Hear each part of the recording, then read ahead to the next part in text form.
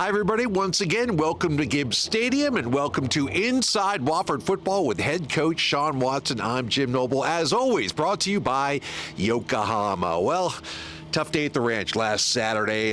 This team had been playing so well. The Wofford Terriers, after wins at Sanford and Furman, you come back home for senior day, coach. Get off to a great start, and then it just seemed to get away from you on Saturday. Credit to the Citadel. They post a 30-17 win here, and I know you're disappointed because you were looking forward to really good things coming back for this last home game. Yeah, very disappointed. I thought we played a good first half. There was it was a first half that was back and forth. We got out to a big 14-0 lead, and we had some things that are uncharacteristic to our football and things that we can address as coaches. It starts with us, and we've got great kids, and we'll go coach them hard and bring them back. Well, we will look back at the Citadel game, also look forward to the trip down the road to Columbia and the nationally ranked South Carolina Gamecocks to close out the season. And we'll talk about what it takes to take this Terrier team on the road. It's all ahead here on Inside Wofford Football. It doesn't matter if you're 8 years old or 80 years old, your body is your strongest tool. Spartanburg Regional Sports Medicine Institute is here to push you to the next level. With 2 convenient locations, our doctors can diagnose, treat, and heal at our North Grove Medical Park and Star Center offices to get you back in the gym, in the game, and to the next level. We never quit because you never quit. For more information, call 560-BONE.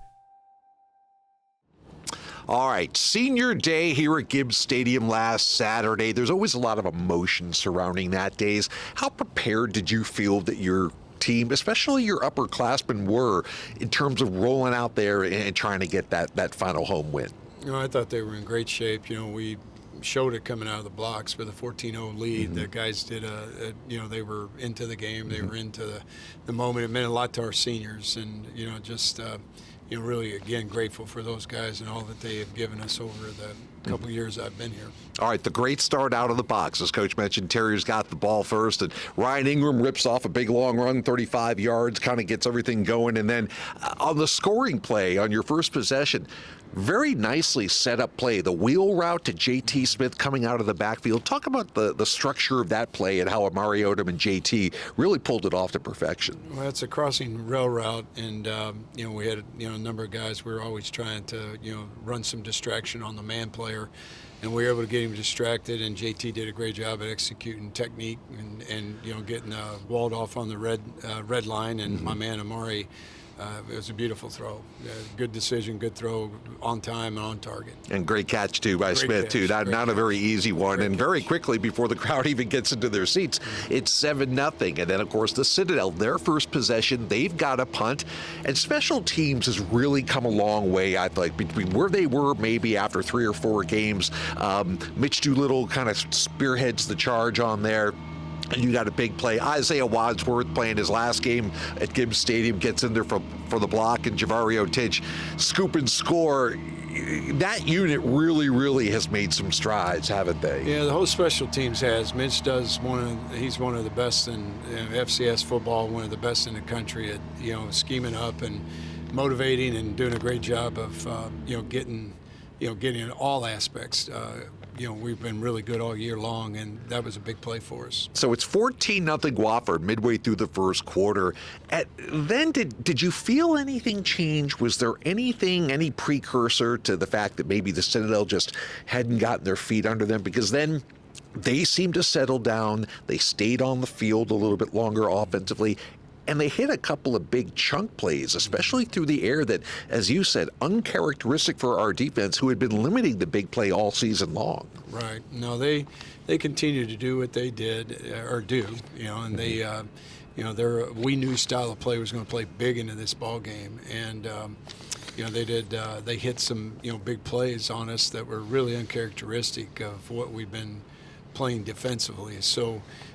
Credit to them because they hit them, and those are the things that we've got to fix, moving forward. Yeah, the play that kind of got them back into it was that 33-yard touchdown that made it 14-10. Was it just a case of some miscommunication in the secondary, or was it an execution deal? It was a little miscommunication, and then we just didn't get in the middle.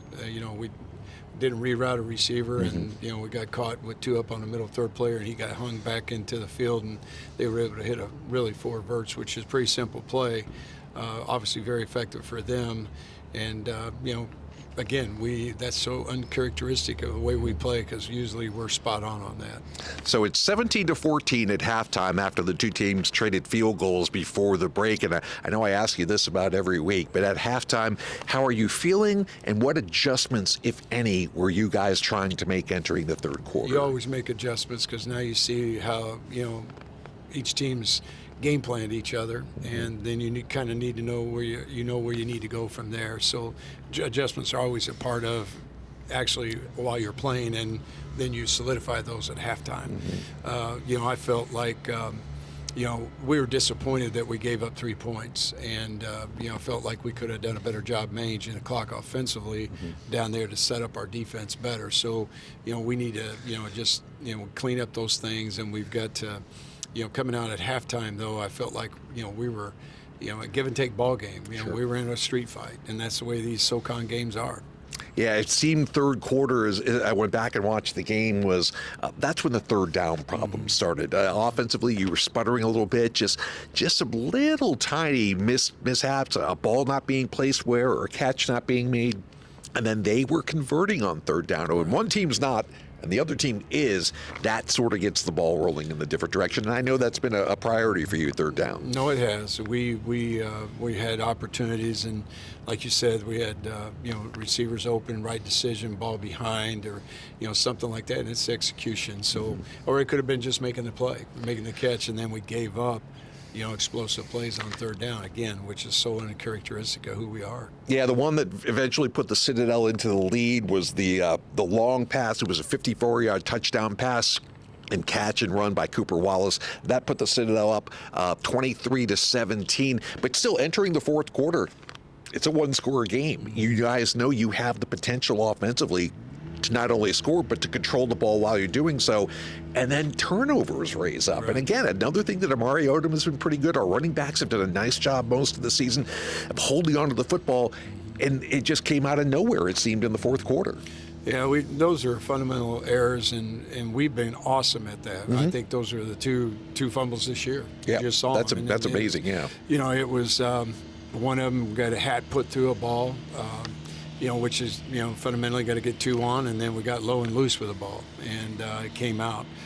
So, those are all things that are correctable things, and we got to coach our kids through. And then we had really 2 drive. We gave them a short field to score, and then we gave, we're driving the ball to score 2 times, and we turned the ball over, and that's the ball game. Yep. 30-13 the final. Wofford drops to 5-6 overall, 3-5 in Southern Conference play.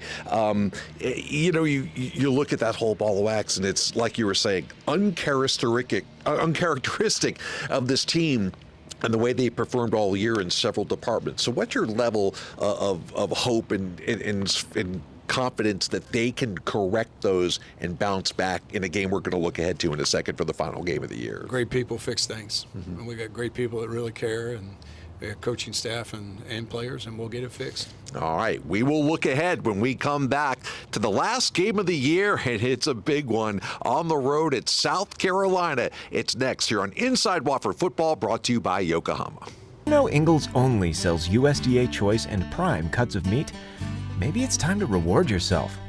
Our butchers cut all our meat fresh in the store every day. Grass-fed, organic, you name it. Not only that, we'll even cut it to order just the way you like it. And we grind meat fresh in the store multiple times a day. It's all in the bag. That's the best meat in town for the best folks in town. Ingalls, low prices, love the savings.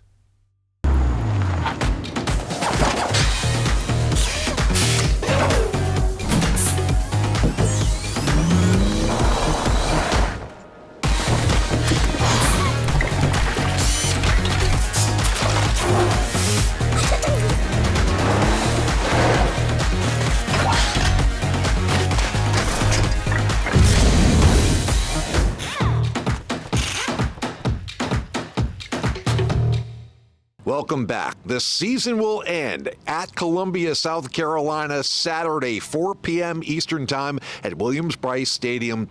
nationally ranked South Carolina. We never seem to catch these teams on an off year. They are playing about as good as they have played in probably a decade or so. South Carolina ranked, of course, looking for a spot possibly in the college football playoff.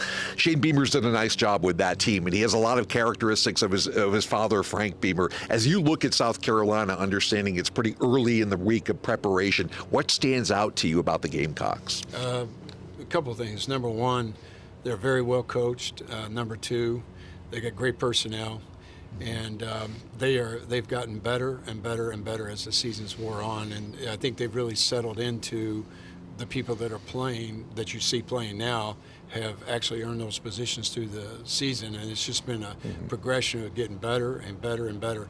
I saw Shane did an interview a couple of weeks ago, and he said, "Don't rate us," because because he knew what he had. He had, they've got great chemistry, and they're probably one of the hottest, I think, the hottest team in college football right now. It's all about us, not them, for this last game. I mean, what are some of the pros and cons of playing a game like this? Obviously, it's a situation that most FCS teams find themselves in. You got to play a couple of games like this. It does a lot of things for the program and the university. It's a great opportunity and a great stage for your kids.